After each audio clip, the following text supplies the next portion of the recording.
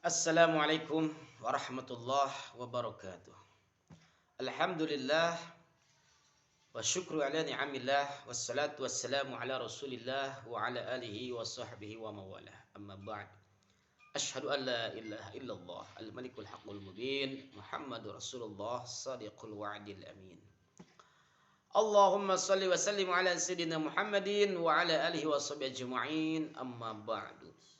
Hadirin sedang pemirsa yang dimuliakan Allah Subhanahu wa taala.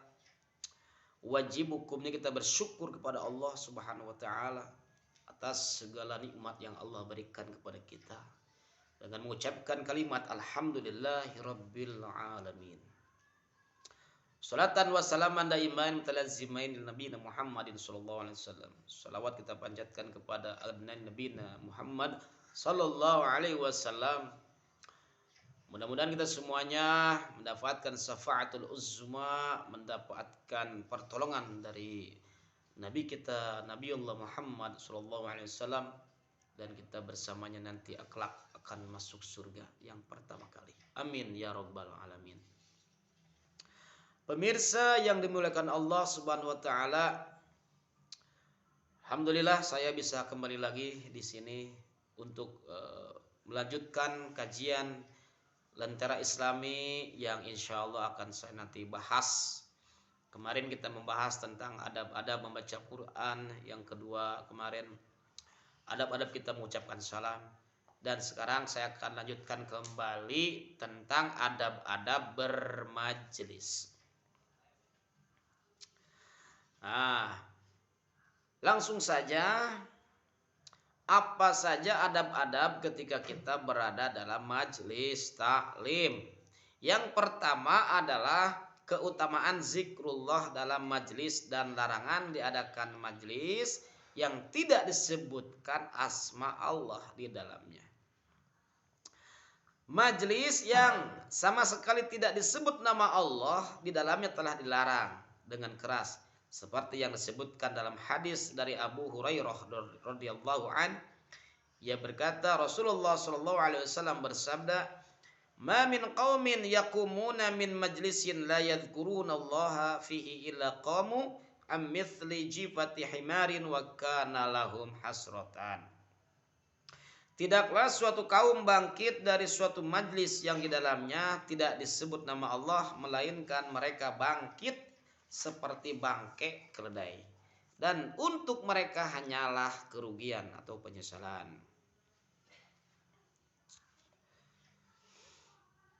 Nah, hadirin yang dimuliakan Allah Subhanahu wa taala, ketika kita sedang berada dalam majlis, maka kita jangan lupa untuk selalu mengucapkan zikrullah, selalu berzikir kepada Allah, mengucapkan asma Allah. Karena kalau kita dalam majlis tidak menyebutkan asma Allah, maka majlis ini seperti majlis bangkai. Untuk itu, ketika kita sedang dalam perkumpulan, ketika sedang perkumpulan tidak ada di situ dilafazkan zikrullah, lebih baik kita saling mengingatkan. Jangan langsung kita pergi, tapi ingatkan dulu. Supaya apa? Supaya perkumpulan kita ini, kumpulan kalian, perlu kita semuanya mendapatkan keberkahan dari Allah Subhanahu wa taala.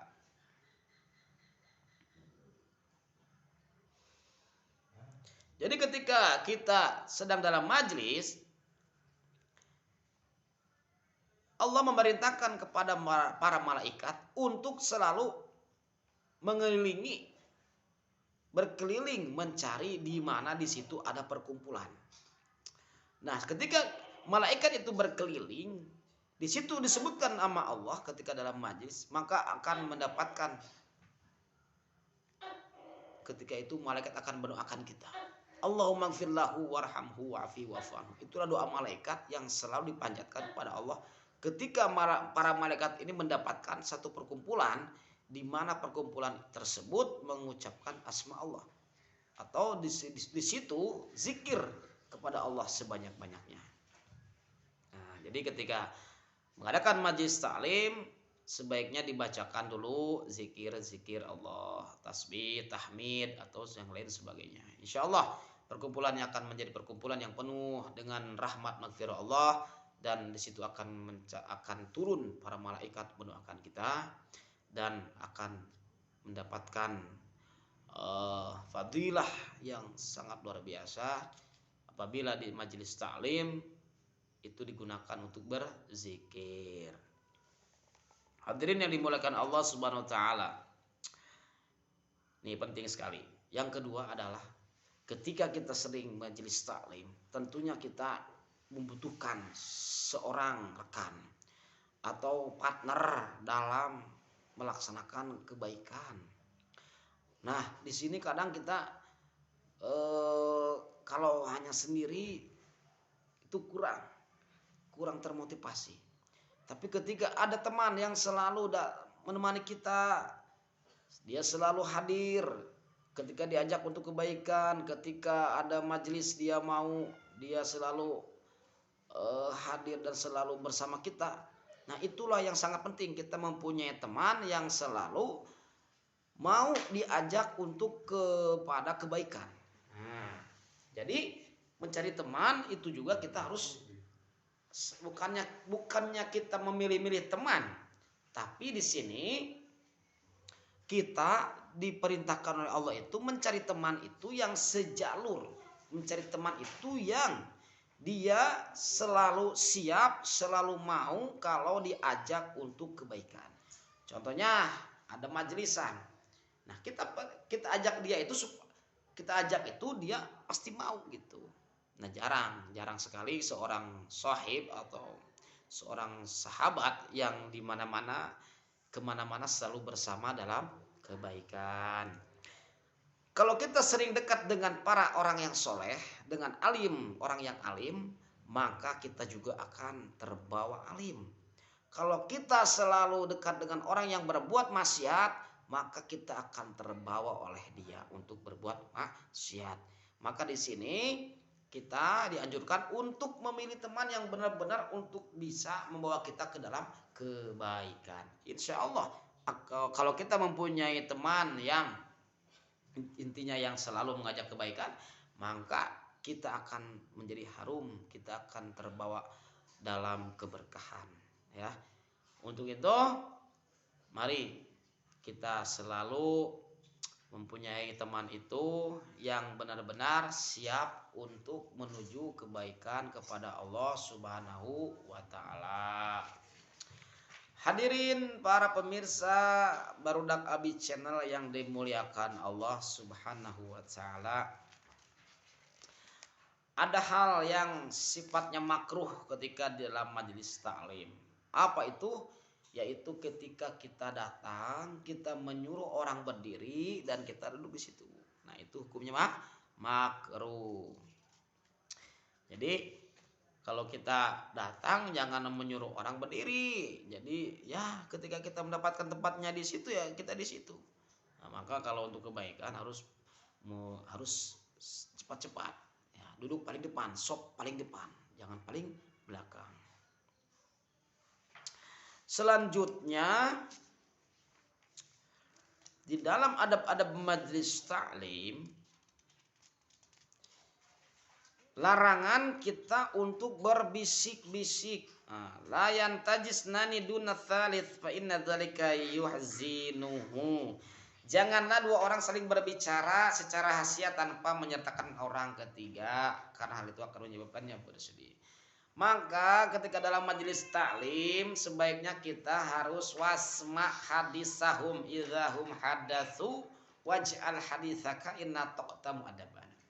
Jadi ketika kita sedang majelis taklim, isma, dengarkan orang yang berbicara. Wasma hadisahum, dengarkan orang yang berbicara sehingga kita bisa memahaminya. Waj'al haditsaka inna taqtamu adaban, dan jadikan ucapan kita itu yang penuh adab. Nah, inilah pentingnya kita dalam majelis. Tidak boleh ya kita ketika orang berbicara, ketika ada ustadz atau kiai sedang menjelaskan bab penting atau sesuatu perkara yang penting, kita misalnya berbisik-bisik dengan teman. Nah, kenapa? Karena ini fa inna dzalika yuhzinuhu. Maka ini akan membuat sedih orang yang bicara. Nah, pastinya begitu ketika ustadz atau kiai di situ ketika dia bicara, ketika dia menguraikan ilmu di situ, nah di situ ada orang berbicara berbisik-bisik, maka itu akan mengurangi fadilah dalam mencari ilmu. Nah, maka dari itu di sini jelas ya. La yantajisnani dunat tsalis. Nah, maksudnya tidak boleh di antara dua orang itu saling berbisik-bisik di dalam majelis taklim. Maka ketika di majelis taklim kita harus menjadi pendengar yang setia.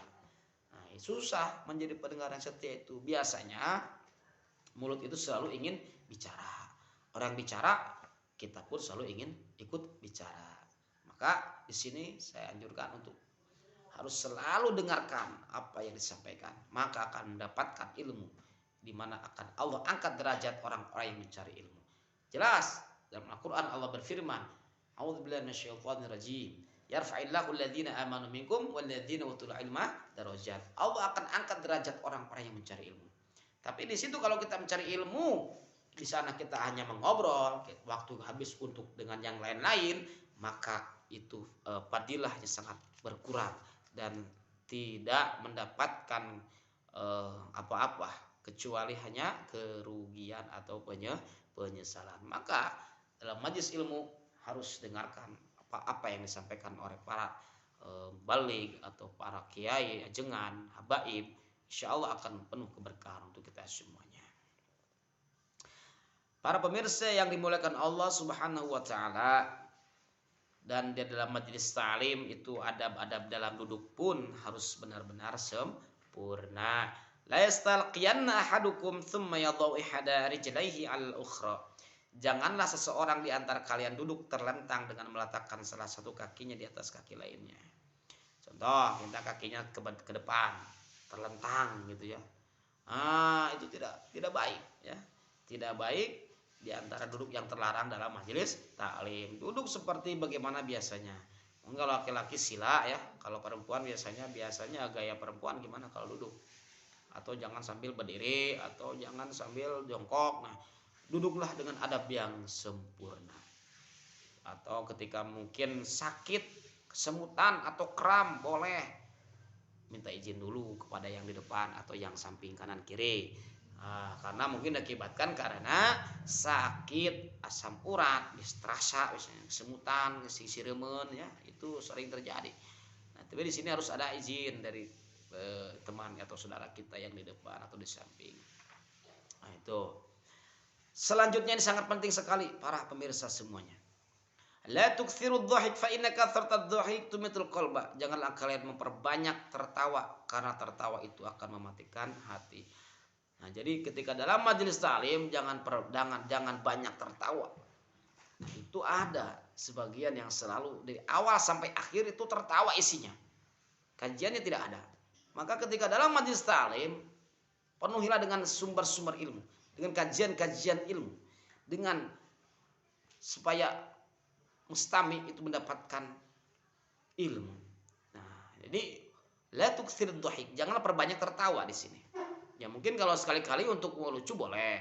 Tapi kalau dari awal sampai akhir itu isinya penuh dengan tertawa, maka hukumnya di sini makruh.